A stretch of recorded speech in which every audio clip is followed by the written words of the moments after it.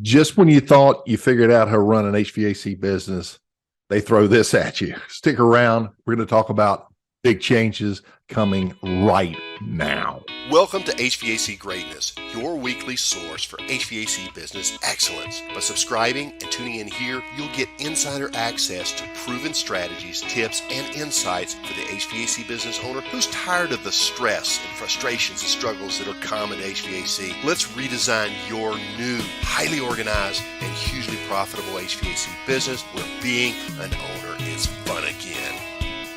Hey guys, Pete here, HVAC Greatness. Welcome back to another video podcast. This one's going to be kind of brief, but I wanted to talk about what has changed and what it takes to run an HVAC business going into what we're going into. Not to get into anything that's going to disrupt the algorithm from YouTube, and you know how censored these groups have become, these platforms. I really don't want to speak to the details of this other than to share with you the reality that we're all facing together. The economy has changed. There is momentum in motion right now that is not going to be stopped, not anytime soon. You're getting ready to see times like we've never had before. And we've heard this kind of stuff forever. This time, I think we're in for a real difficult and bumpy road. And the upside is that you have a skill set that can allow you not only to survive what a lot of people are going to have a hard time surviving, and many may not.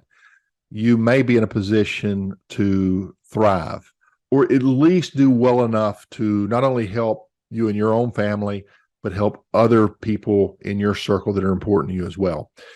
And why do I sound all doomsday-ish? Well, let's just say this. Inflation is here, okay? We're going to continue to see it.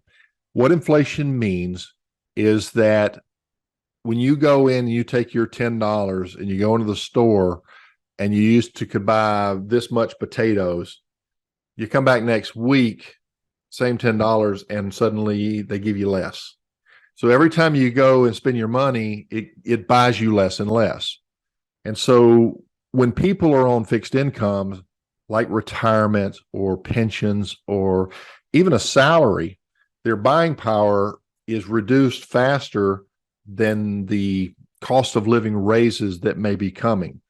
And so they're starting to cut back. When I first got into the wholesale side of the business, I worked for a company who was a brand new wholesaler for a brand of heating and air conditioning equipment. I'm not going to say the brand because I'd only worked with them for a couple of months and it was not a good experience. But I later went to work factory direct, and I worked for Lennox. I worked for Goodman. These are companies that are, they're quality companies, okay? But this was a wholesaler, and what they had to do is they had warehouses, and they had to predict what they needed to buy from the manufacturer so they could store in their warehouse. And they had to do that carefully because that's expensive. Inventorying equipment and parts and accessories, that's very expensive. So they had to really choose carefully what they know would move. So what do they use? They use historical data. They looked at last year and they compared to this year, and they say, well, we sold about this month in June last year. We'll probably do the same thing this year. Well, what they discovered was that historical data was only an indicator of what they've done in the past, and it was not necessarily an indicator of what the future holds. And so they learned to monitor other things like new product releases, code or government regulation changes, things of this nature, and the products, the comparable products that will fulfill these needs going forward so that they could have these things in inventory. And they had a guy that they had hired, and he was good. And he said, nope, you need to bring this in, this in, this in. And the owner's freaking out. What if it doesn't move? He said, it'll move. Just bring it in. And he was always right. But this guy had, 30, 40 years of experience in knowing what to buy and what would sell and what would move. He was a HVAC warehousing, genius, if you will, or experienced veteran, at least. And so that's the way things work for them. What about you? When you look at your history and you look at what you've done in the past year, you're going to assume that you're going to do the same thing this year. It's not going to happen. And you're probably already seeing a trend downwards, and I'll explain to you why. Pardon me.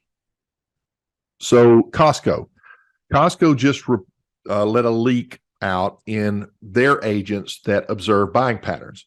And what they're looking at and they discovered was that they used to sell a lot of really fresh, high quality cut beef and meat, right? Well, they've seen a shift in a trend away from the high quality cuts over to the less expensive cuts, right? Because they can buy a lot more meat than that really expensive meat. And then they've also seen a trend away from fresh beef and vegetables over to cheaper and long storage canned goods and dry goods and things of this nature. In short, people are buying cheaper food. I mean, food. Because if it comes down to it, do we eat or do we pay our mortgage? Right? That's a tough choice. And so they're trying to figure out how to fit everything in these new budgets. And then you come along. You go in their house and you want to sell them a $15,000, $20,000 system. And depending on which customer that is, and there's different customer types out there. I want to establish that very clearly, guys. When you say, well, you don't understand, customers around here are different, or my marketing is different, my market is different, the people who live in this area are different. They certainly are, but they're still human beings. And I'm going to share something with you here that you're probably not going to like, but it is the truth. The people that are coming to you and they have this buying, let's say, aversion to quality or high-end stuff, that's in their nature. That's that category of customers that for whatever reason are attracted to you, your company, maybe it's your offer. And so it's for this reason that when we establish ourselves in our market, if we don't research the demographics and know these different types of customers and different buying preferences, we're just leaving it up to chance as to who's going to call us. And most people who are calling a random heating and air conditioning company are doing so because they have no relationship with a heating and air conditioning company. So maybe they're new to the area, or maybe they're just inexperienced consumers. And so as such, they're going to follow buying that they have learned to do as a consumer. And, all products are pretty much the same out there. So let's just look at the price, right? I mean, you're quoting a carrier, they're quoting a carrier. So let's just look at price. So there are a lot of people that they're value-based consumers. But then there's another segment out there that are quality-based. Okay. I don't want just anybody out here working on my system. I need somebody who knows what they're doing. But even that category of customer is now saying, well, I'm feeling the effect of the money as well. I still want good quality, but I think I'm going to shop this time and compare quality and really analyze this. For that reason, you better be dialed in on your marketing process as well as your sales process and your customer experience, because there's one message that's going to attract customers. And first of all, what are we attracting? The bargain hunters, or maybe the best investment hunters, right? So we got to speak to the right person if we want to get response. And this you can do this. That's what we do, right? Is we help you figure that out. So you have to learn to attract them. Okay. Well, Pete, I've got a good customer base. I'm good. You're gonna attrition. You're gonna lose customers. It's going to happen to you. And it's not because of you, it's because of external factors, the economy, the inflation. What they're saying is a potential recession. We've passed that mark clearly. And a very possible depression. And if it is a depression, it's probably going to be global. And so this is going to be a painful thing. So this is going to change our whole dynamic in the United States and how we do business. So, pick your poison. Do I want to do this as an employee and get for a good solid work for a good solid company that can take care of me and get me through this? Or is this my opportunity to go in business for myself and be in control of my own destiny and see what I can do to turn this thing into something positive? And most of you guys out there, not everybody, I work with a lot of guys. A lot of you guys will come to me, Pete, I want to start my business. Can you help me? Absolutely. I do that. I do coaching at the beginner rate. I give those guys a break. I have to, because they're just starting, right? And a lot of times we'll go through all this stuff and they'll realize, wow, I think I might be happier working for somebody else. And once we figure that out, we quickly encourage that, because we need good employees just as much as we need good owners, right? Good companies. And not all owners are good owners. You know, some of us are well-intended. But what we've seen when you look at these success stories, and I won't say any names, you just fill in your own blanks, but you'll see people who are type A personalities. They're very influential, and basically they come from sales or some type of a hustle type mentality. They're going to do the hustle and they're going to go out there and make that money, and they build these multi-million-dollar companies. Okay, and some of them are not nearly as stable as you think. I know, I've heard, and so the grass is not always greener on the other side. That's my point. Okay. But if you are coming from the technical side and you were a service technician or an installer, or maybe a combination of that along with IAQ or equipment sales, like a comfort advisor, then you have a better understanding, and you really get focused on the work itself. That's what we tend to focus on, the quality of the work. They tend to work on, what do I do to get this customer to say yes? And beyond that, they're moving on. Well, your reputation is going to be critical going forward. In your market, you do not want people seeing you as the hustle type, not with what's coming. We are encouraging all of our followers to replace sales with sales strategies and closing lines and stuff like this, and move over to what we call a consultative sales approach.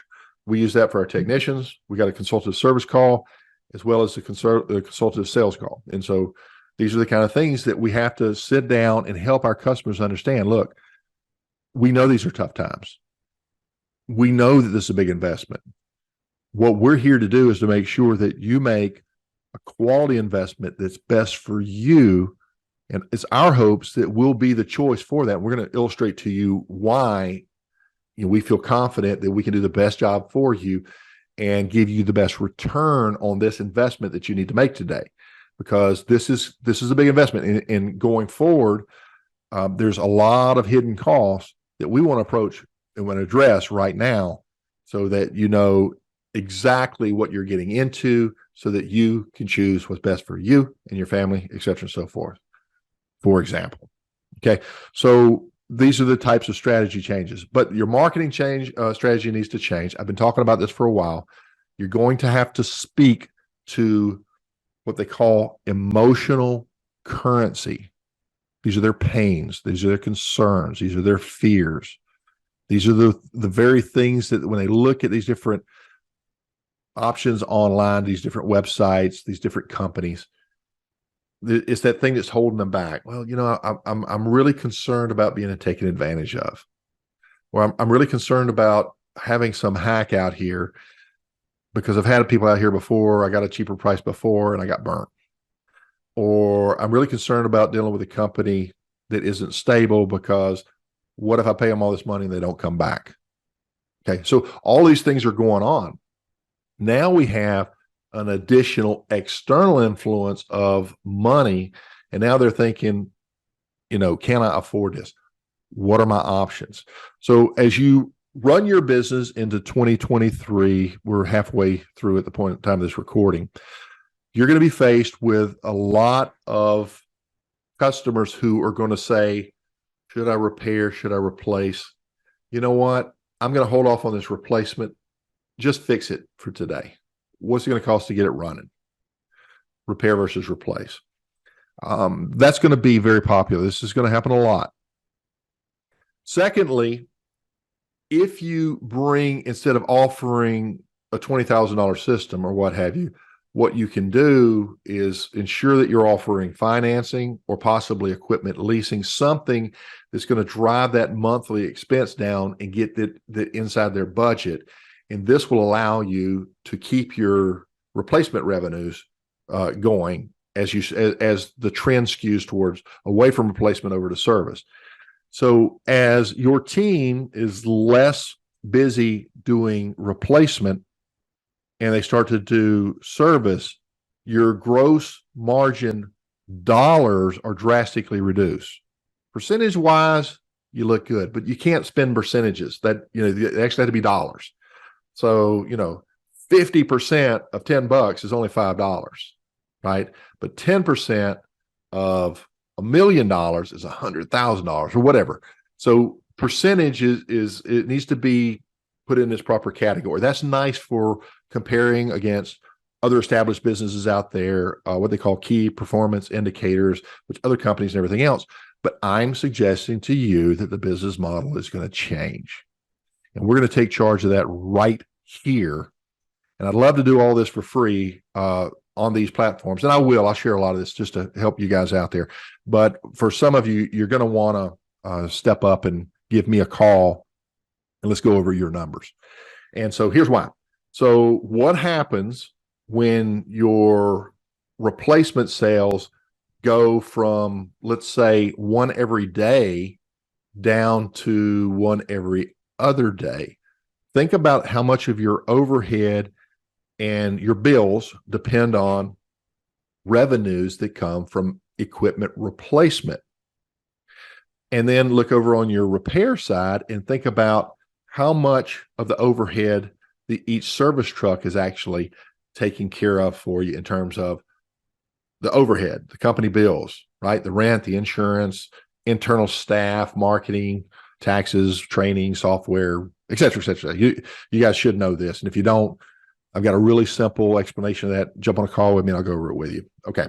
So what we do is we start to look at, okay, how can I cover my overhead with my service department being more and more under demand? What do I need to do differently?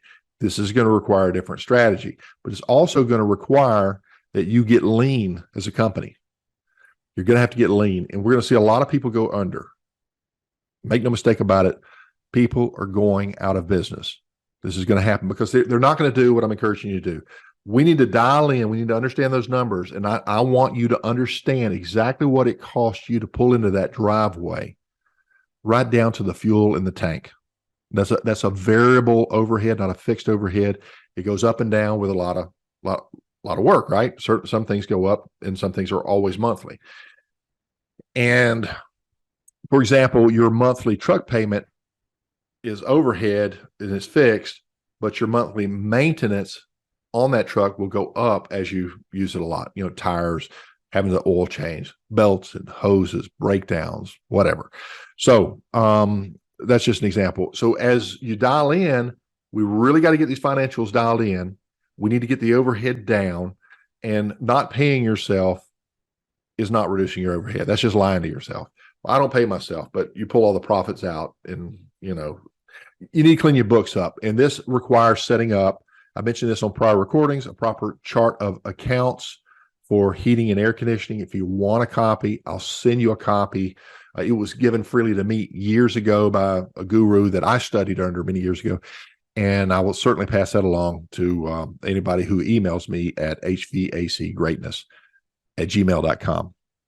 HVACgreatness@gmail.com. I don't use my email over on this. Everybody likes Gmail, so that's why I do that. Okay, so get those financials done. Let's start burdening overhead-wise, distributing that overhead a little bit better, and we can put ourselves in a position where we understand what is our break-even point. At our leanest, what is our break-even point, and what will the market bear right now? And there'll be a big gap. So this is your break-even, means all you're doing is paying your team and paying your bills, and you're making nothing. Okay.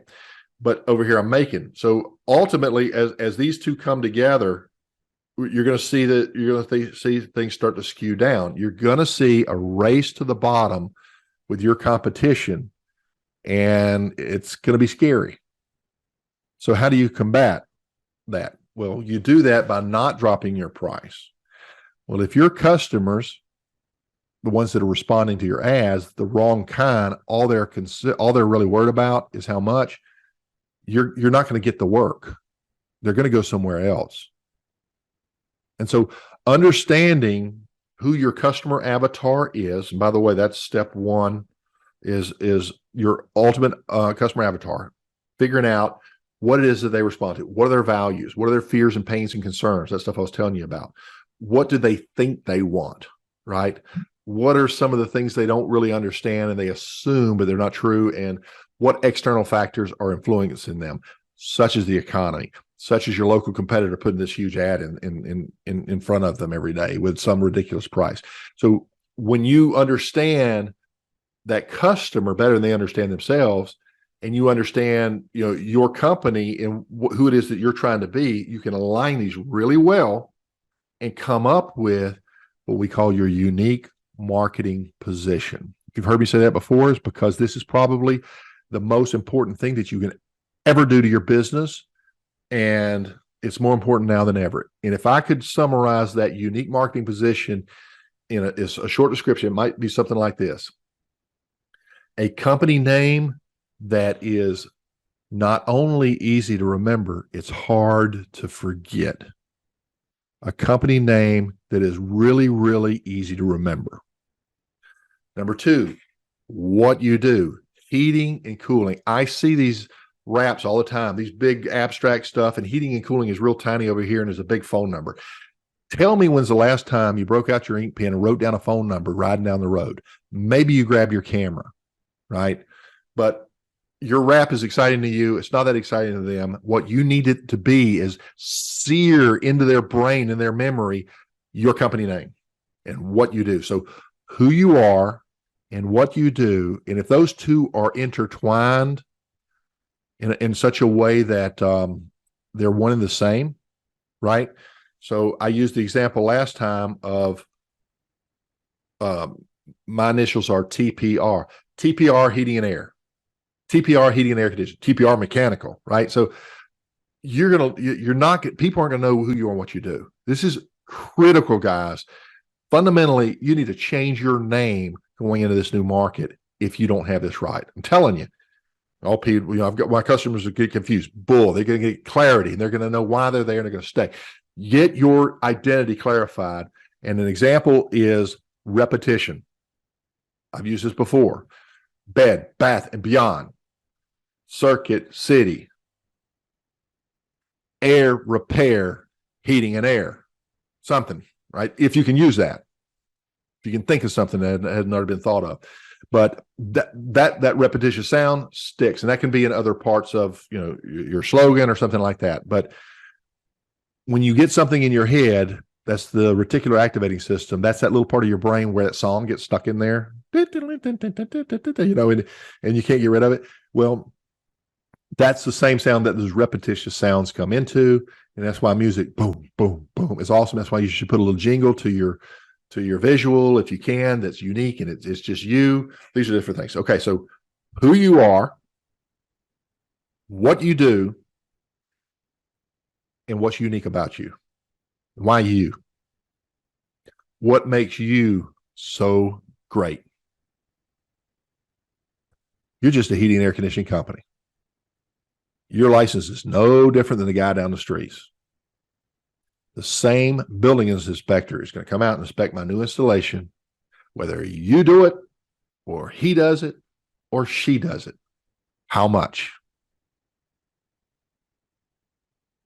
Now, how can you be unique in a sea of competitive heating and air conditioning identities out there? Why? How can you be unique? Well, you can brand uniquely, right? This really cool brand that stands out. They're heating and air, but then there's boom, heating and air, really memorable. That's what most marketing experts have focused on up until now. What I'm suggesting is that's not good enough anymore.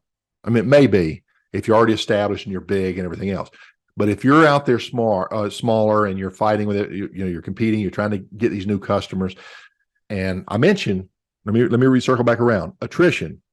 Your customer base that you have, you're going to lose about 25%. Boom. Just like that. As soon as this thing does its first little settle, a lot of people are just gone. They're not going to spend any money.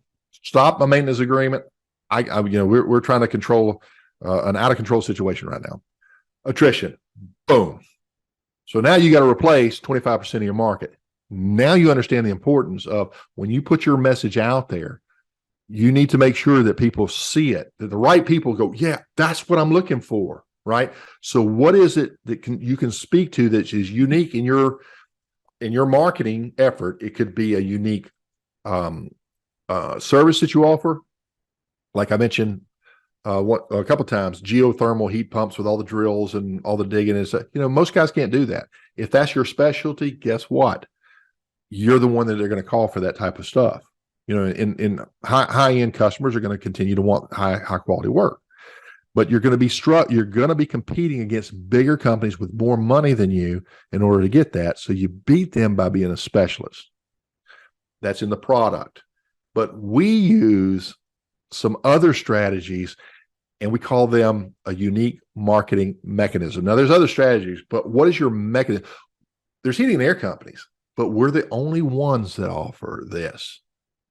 And that's what we're talking about. Okay.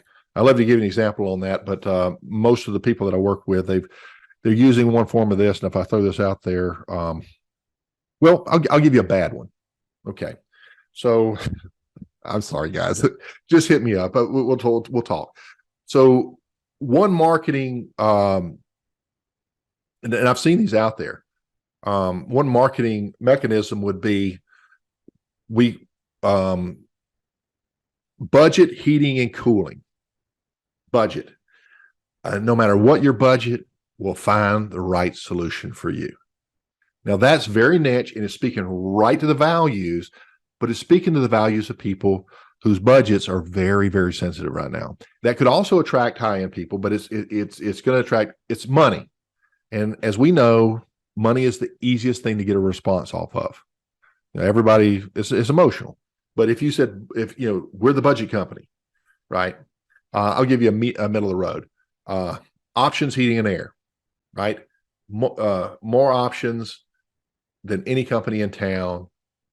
Call us. So, you can shop around all day or just call us and we'll find the right solution for you. You have to play with the verbiage on that, but that's what I'm saying. You got to come through with something that's unique. And again, I can't throw my gold out there because we've worked a long time to develop a couple of these strategies and they're pretty good. But this is the kind of stuff that, and I need you to understand, it's time to step up and invest in yourself. There's expenses and there's investments. If you are investing in employees, there's return on that investment in that they're going to produce this work for you.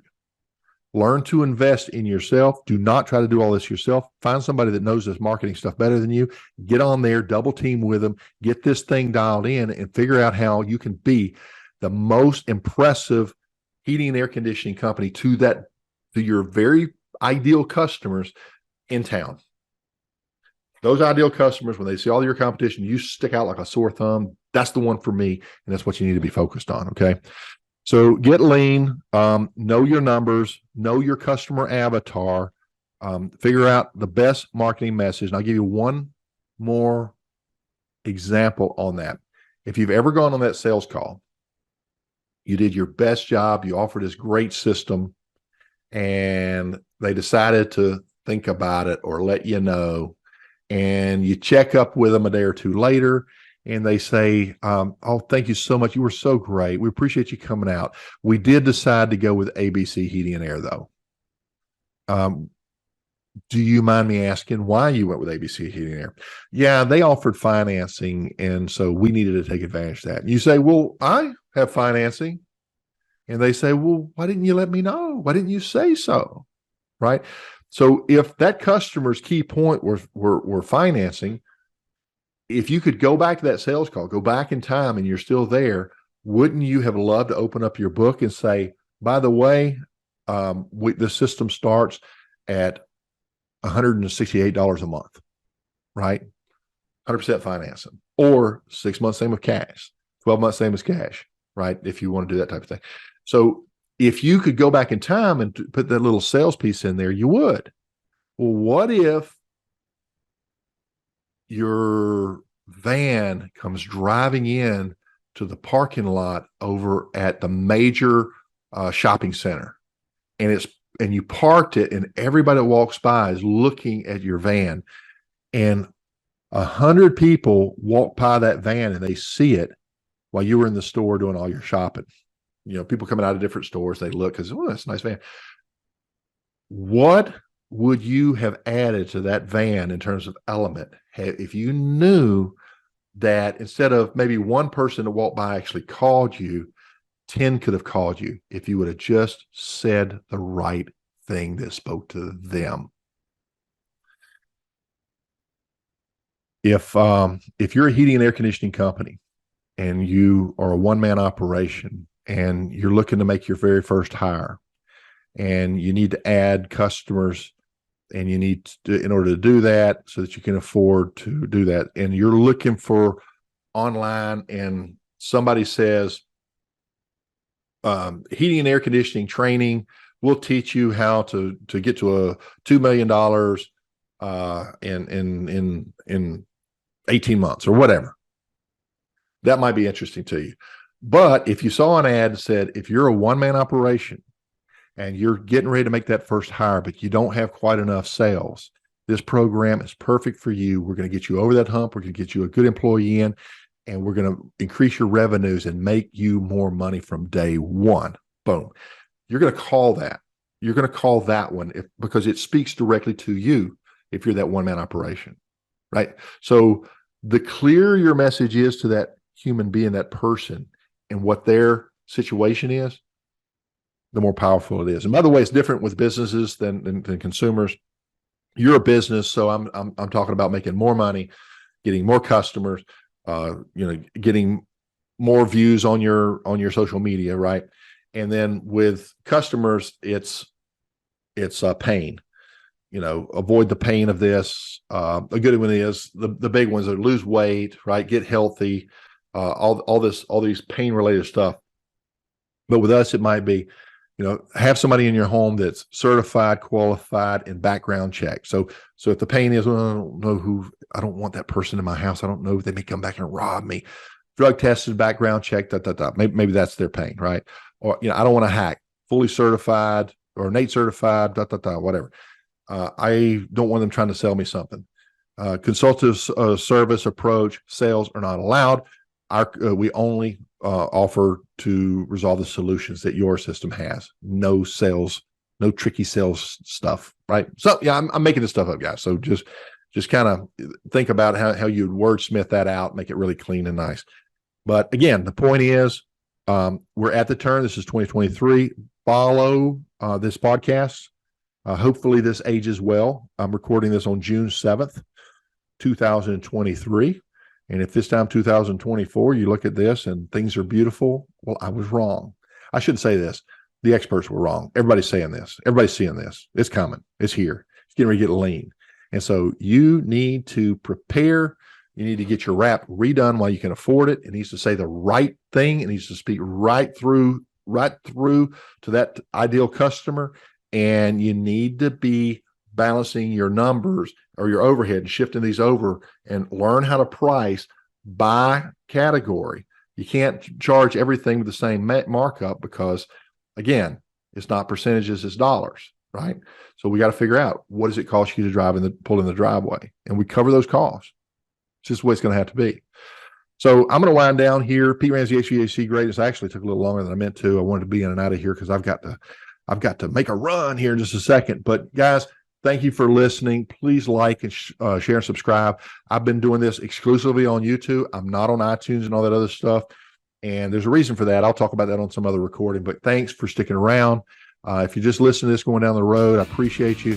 Pete Ramsey, I will see you on the next one. You guys take care. Bye-bye.